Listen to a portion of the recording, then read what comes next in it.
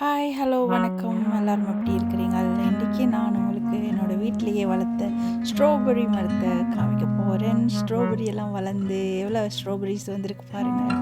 எல்லாமே ஃப்ரெஷ்ஷாக சன்லைட்டில் க்ரோ பண்ணின ஆர்கானிக் ஸ்ட்ராபெர்ரிஸ் எல்லாமே செம்ம டேஸ்ட்டாக இருக்குது. தான் ஒன்று ஒன்றா பிடுங்கிட்டு இருக்கிறோம். நிறைய ஸ்ட்ராபெர்ரி ஒரு மரத்துலேயே நிறைய வந்திருக்குது. ஒரு ஹேண்ட்ஃபுல் ஸ்ட்ராபெர்ரிஸ் பிக் பண்ணியிருக்கிறோம். அவ்வளவு எல்லாமே நல்ல செம்மையாக இருந்துச்சு. சூப்பர் டேஸ்ட் வேறு. நீங்களும் இந்த மாதிரி ட்ரை பண்ணி பாருங்கள்.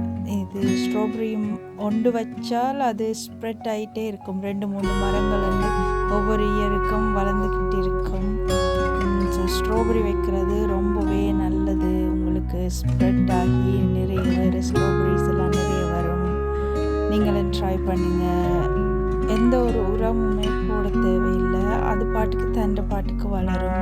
ஜஸ்ட் அப்பப்போ கொஞ்சம் தண்ணி ஊற்றி விட்டால் ஓகே.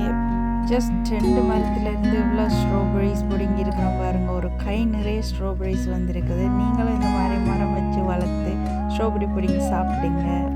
ஸ்ட்ராபெரிஸ் எல்லாம் பிடுங்கினதுக்கு பிறகு ஸ்ட்ராபெரி மரம் குட்டி ஓட்டிருக்கு பாருங்கள். எத்தனை குட்டி ஓட்டிருக்குது.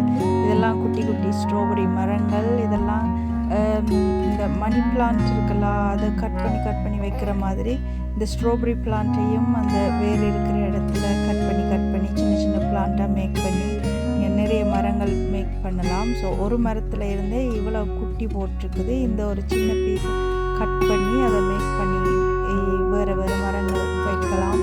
நான் வச்சிருக்கிறோம் பாருங்கள். ஓகே ஃப்ரெண்ட்ஸ், தேங்க்ஸ் ஃபார் வாட்சிங். மீண்டும் ஒரு வீடியோவில் சந்திப்போம். மறக்காமல் லைக் பண்ணுங்கள், சப்ஸ்கிரைப் பண்ணுங்கள். பாய். நன்றி, வணக்கம்.